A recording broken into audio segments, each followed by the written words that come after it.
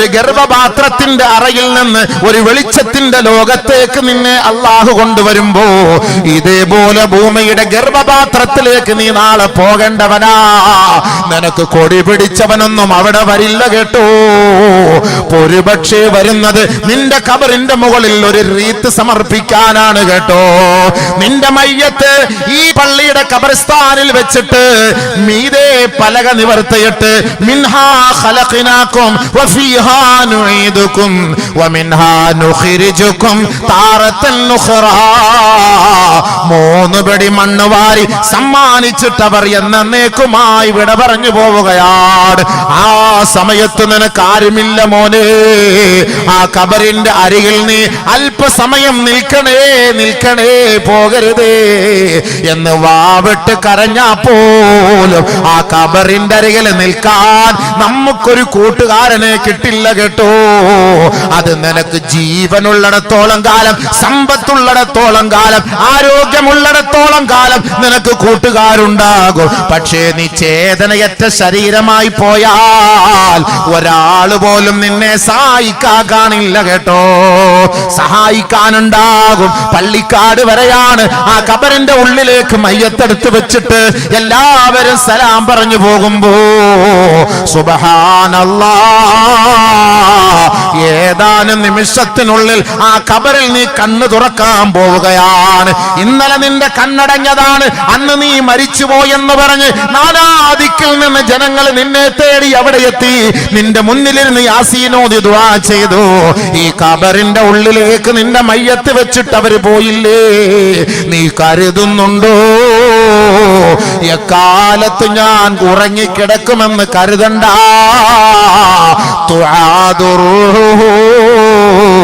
ഏതാനും നിമിഷങ്ങൾക്കുള്ളിൽ നിന്റെ റൂഹിനെ അവിടെ മടക്കപ്പെടുകയാണ് കേട്ടോ. കണ്ണ് നീ തുറക്കുകയാ, നീ ലോകം അറിയുകയാ. പടച്ച റബ്ബേ, ഞാൻ ഏതൊരു ലോകത്ത് നിന്നാണ് ഏതൊരു ലോകത്തേക്ക് കടന്നു വന്നതല്ലാ. 2 ഭീകര ജീവികളായ മലക്കുകൾ നിന്റെ മുന്നിലേക്ക് കടന്നു വന്നിട്ട്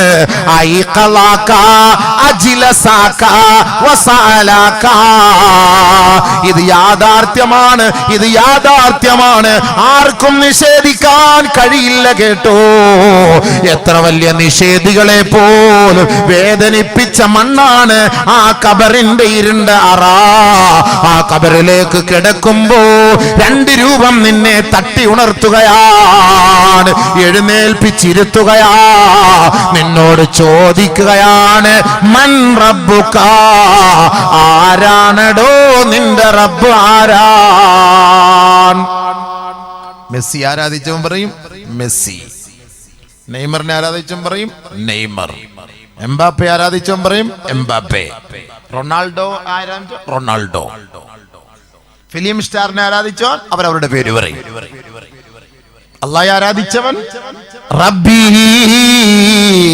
അല്ലാഹ്. നല്ല ചങ്കൂറ്റത്തോടെ, നല്ല മനസ്സോടെ അല്ലാഹു നമുക്കെല്ലാവർക്കും പറയാൻ തൗഫീഖ് തരട്ടെ. ഇവിടെ ഇരിക്കുന്ന മുഴുവൻ പേർക്കും പടച്ചവനെ ഈ റജബിന്റെ മാസത്തിന്റെ ബർക്കത്ത് കൊണ്ട്, അള്ളാഹുവിടെ അടക്കം ചെയ്യപ്പെട്ട മഹത്തുക്കളുടെ ബർക്കത്ത് കൊണ്ട്, അള്ളാഹു നിന്റെ ഹബീബിന്റെ ബർക്കത്ത് കൊണ്ട്, നിന്റെ അർശ് കുർസിയുടെ ബർക്കത്ത് കൊണ്ട് ആ ഖബറിലത്തെ ആദ്യത്തെ ചോദ്യത്തിന് റബ്ബി അല്ലാഹ് എന്ന് മനം കുളിർക്കെ പറയാൻ ഞങ്ങൾക്ക് ഭാഗ്യം തരണേ പടച്ചവനെ, ഭാഗ്യം തരണേ പടച്ചവനെ, ഭാഗ്യം തരണേ പടച്ചവനെ. ഗഡ്യ രക്ഷപ്പെട്ടു. ഒരൊറ്റ വാക്ക് നമ്മൾ പറഞ്ഞാൽ രക്ഷപ്പെട്ടു. അതുകൊണ്ടാണ് മൊഹീദ്ദീൻ ശൈഖ് റളിയല്ലാഹു എപ്പോഴും അല്ലാഹു ഹാളിരി അല്ലാഹു നാളിരി അല്ലാഹു ഷാഹിദി അല്ലാഹു മഈ. എപ്പോഴും കുല്ലുൻ അല്ലാഹ്, കുല്ലുൻ ബില്ലാഹ്, കുല്ലുൻ ലില്ലാഹ്, ലാ ഇലാഹ ഇല്ലല്ലാഹ് മുഹമ്മദുർ റസൂലുള്ളാഹ്. എവിടെയും അല്ലാഹ് അല്ലാഹ്. യാ ഹന്നാനു യാ മന്നാൻ യാ ദയ്യാനു യാ സുബ്ഹാൻ. അള്ളാഹെ വിളിച്ച് എന്തിനാണ് മൊഹീദ്ദീൻ ശൈഖ് റളിയല്ലാഹുവിന്റെ നമ്മൾ പോകുന്നത്? എന്തിന്റെ സിയാറത്ത് ചെയ്യാൻ പോകുന്നത്? എന്തിന്റെ അദ്ദേഹത്തിന് നമ്മൾ ദുആ ചെയ്യുന്നത്? നമ്മൾ ഇവിടുന്ന് ഫാത്തിഹ ഓതുന്നത് എന്തിനാണ്? അദ്ദേഹം അത്രയ്ക്കും വിളിച്ചു അള്ളാഹയെ. തന്റെ ജീവിതത്തിൽ അള്ളാഹ് അള്ളാഹ് എന്നുള്ള ചിന്തയായിരുന്നു. ഔലിയാക്കളെല്ലാം അങ്ങനെ ആയിരുന്നില്ലേ? നമ്മുടെ മാലിക് ദിനാറിലൊക്കെ വന്നതും കേരളത്തിൽ ദീന് തുടങ്ങി കൊടുക്കാൻ വേണ്ടി സൗകര്യം കിട്ടിയ എല്ലാം ഈ മണ്ണല്ലേ? അതുകൊണ്ടല്ലേ ഈ കാസർഗോട്ടുകാർക്ക് അള്ളാഹ് എത്ര നിഅമത്ത് ചെയ്തത്? എത്ര വലിയ നിഅമത്ത് അള്ളാഹു ചെയ്ത്. അള്ളാഹു നിലനിർത്തി തരുമാറാകട്ടെ. അത് അള്ളാന്റെ മാർഗത്തിൽ നിങ്ങളത് ചെലവ് ചെയ്യണം. അള്ളാഹ് നിങ്ങൾക്ക് ചെയ്ത് എത്ര നിഅമത്തെന്നറിയോ? നിങ്ങൾ ഒരുപാട് ശുക്ർ ചെയ്യണം. ഞങ്ങളെക്കാളും നിങ്ങൾ ശുക്ർ ചെയ്യണം. അറബികളെ പോലെയാണ് നിങ്ങൾ ജീവിക്കുന്നത്. നല്ല വീട്, നല്ല ഭക്ഷണം, നല്ല പെണ്ണ്, നല്ല ചെറുക്കൻ, കാണാൻ രസം, ഇമ്പം, ചന്തം, ജോറ്, ചൊറ, സൂപ്പർ, എല്ലാം അടിപൊളിയാണ്. എല്ലാം നിലയ്ക്കും. അള്ളാഹു റബ്ബുൽ ഇസ്സത്ത് എല്ലാ നിഅമത്തും തന്നു. ഞങ്ങളെക്കാൾ കൂടുതൽ തെക്കൻ കേരളക്കാരെക്കാൾ കൂടുതൽ വടക്കൻ കേരളക്കാർ അള്ളാഹ്ക്ക് ശുക്ർ ചെയ്യണം. എല്ലാ നിഅമത്തും അള്ളാഹു തന്നിട്ടുണ്ട്. അൽഹംദുലില്ലാഹ്. അള്ളാഹു നിലനിർത്തട്ടെ. അത് നല്ല മാർഗത്തിൽ ചെലവ് ചെയ്യുന്നുണ്ട്, നല്ല കാര്യത്തിനുണ്ട് ചെലവ് ചെയ്യുന്നുമുണ്ട്. അതുകൊണ്ട് വലിയൊരു ഭാഗ്യമാണത്. അത് അള്ളാഹ് എന്നുള്ള ചിന്തയിൽ നമ്മൾ ചെലവാക്കണം. എന്നാൽ നമ്മൾ മരിച്ച് ഈ ഖബറിന്റെ അടുത്ത് പോകുമ്പോൾ മലക്ക് വരുമ്പോൾ അള്ളാഹ് റബ്ബി അള്ളാഹ് എന്ന് നമുക്ക് പറയാൻ പറ്റും. അതാണല്ലോ നമ്മൾ മദ്രസയിലൊക്കെ പഠിപ്പിക്കുന്നത്. ലാ ഇലാഹ ഇല്ലല്ലാഹ്. ആരാധനയ്ക്കർഹൻ അള്ളാഹു അല്ലാതെ മറ്റാരുമില്ല.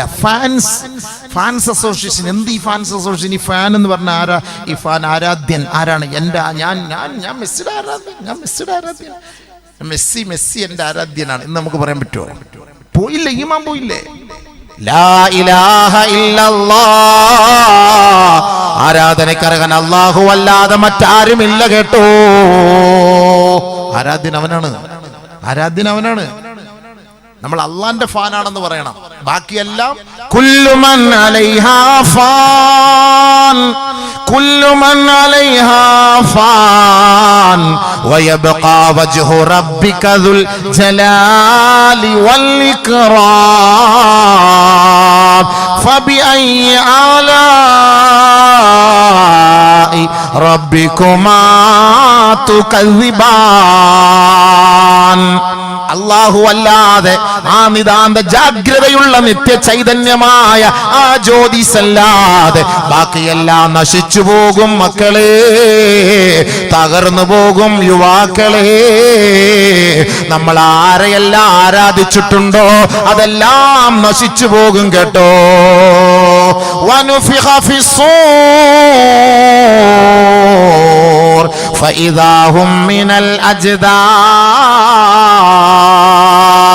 പരിശുദ്ധമായ ഖുർആനിൽ സൂറെന്ന കാഹളത്തിൽ ഊതപ്പെടുന്നതിനെ കുറിച്ചുള്ള ആയത്ത് വരുന്നുണ്ട് കേട്ടോ. അതിൽ 3 നിലയ്ക്കുള്ള ഊത്താണ് പരിശുദ്ധ പ്രവാചകൻ നമ്മളെ പഠിപ്പിച്ചത്. ഒന്നാമത്തെ ഊത്തിലൂടെ ജനങ്ങളെ പേടിപ്പിക്കലാണ്. രണ്ടാമത്തെ ഊത്തിലൂടെ ഫസഇഖ മാ ഫിസ് സമാവാത് വമാ ഫിൽ അർളി ഇല്ലാ മാ ഷാ അല്ലാഹ്.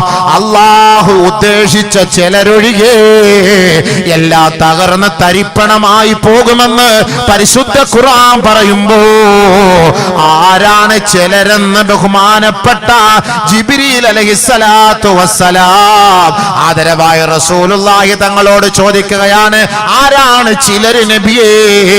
ചിലരൊഴികെ ബാക്കി എല്ലാം തകർന്നു പോകുമെന്ന് പറയുന്നുണ്ടല്ലോ. ഉടനെ അല്ലാഹുവിന്റെ റസൂൽ വിശദീകരിച്ചു കൊടുക്കുകയാണ്, 4 മലക്കുകളെ മാത്രം അവശേഷിക്കും. അതിലൊന്ന് ജിബ്രീല്, 2 മീകായില്, 3 ഇസ്രാഫീല്, 4 മലക്കുൽ മൗത്ത് അസ്റായീൽ അലൈഹിമുസ്സലവാത്തു വത്തസ്ലീമാത്ത്. ഈ 4 പേര് മാത്രമാണ് അവശേഷിക്കുക.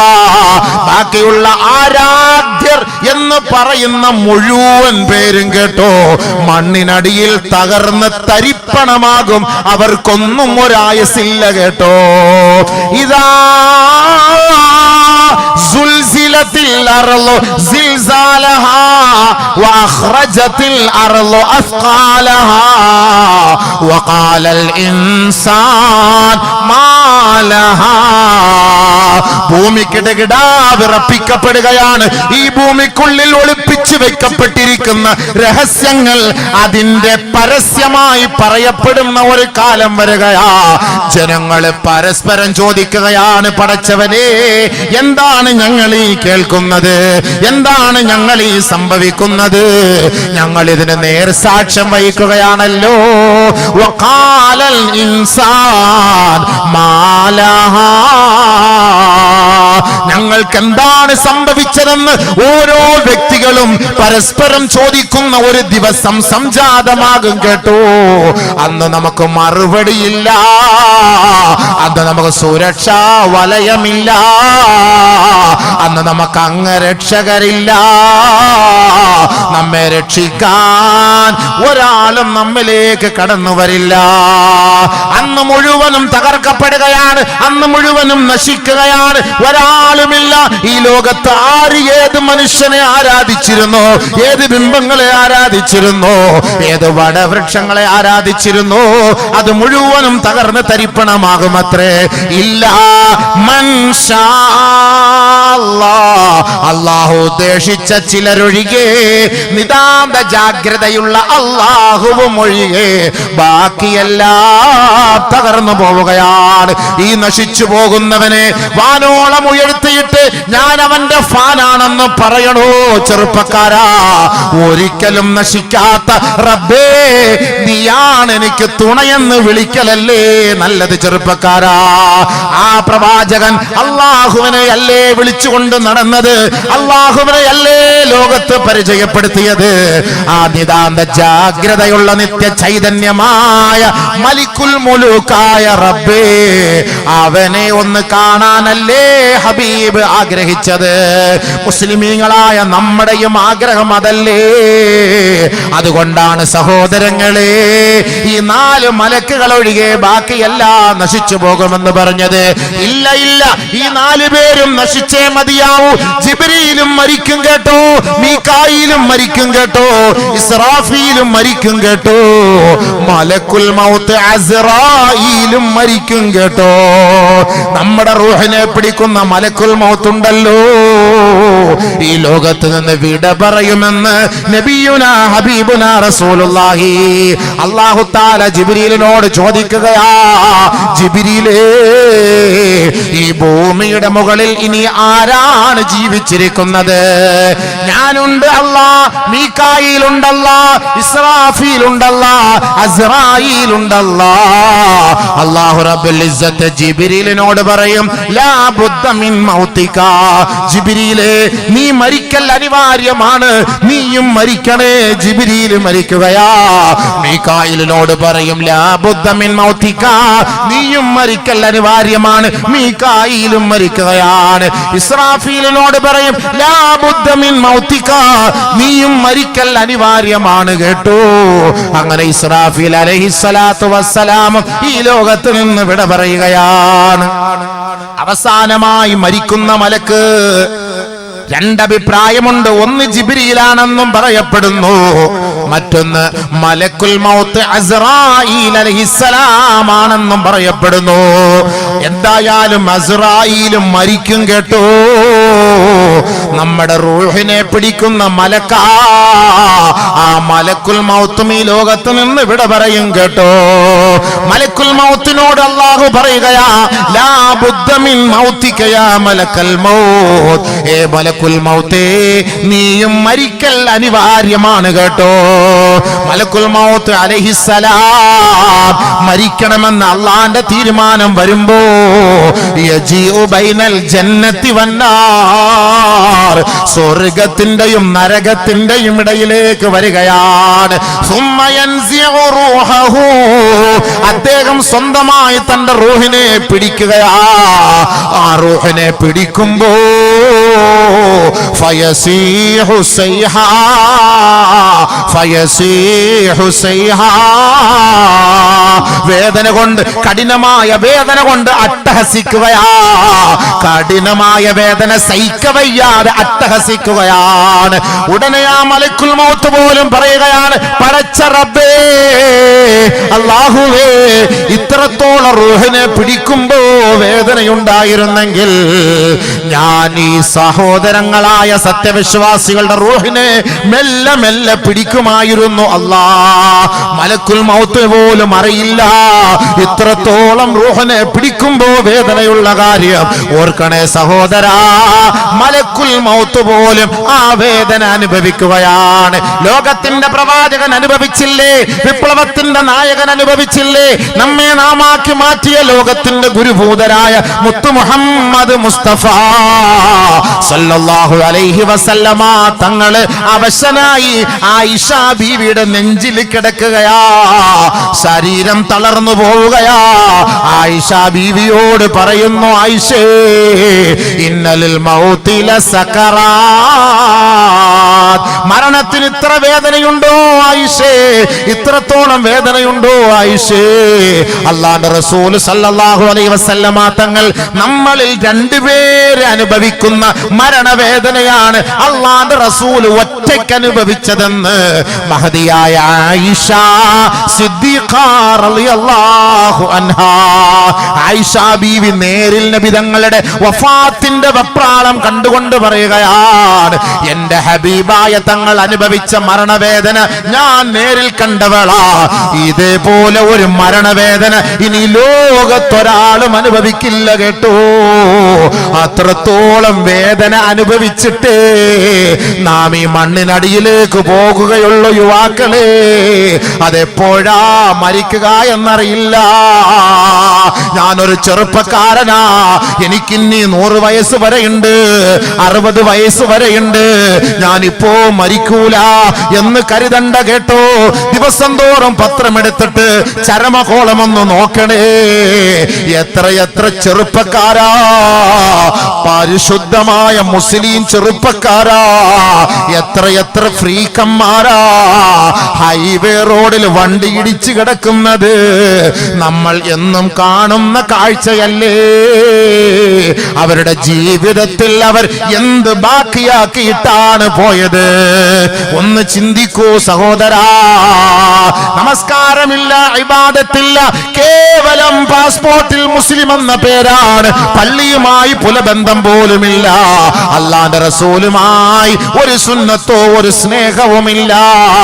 മരിക്കുമ്പോ മാത്രം പള്ളിക്കാട്ടിലേക്ക് വരുന്ന ആ ഒരു ദുരവസ്ഥയാണെങ്കിൽ നിന്നോട് ചോദിക്കപ്പെടുമ്പോ മൻ റബ്ബുക, ആരാണ് നിന്റെ റബ്ബ് എന്ന് ചോദിക്കുമ്പോ ഹാ ലാ അദ്രി,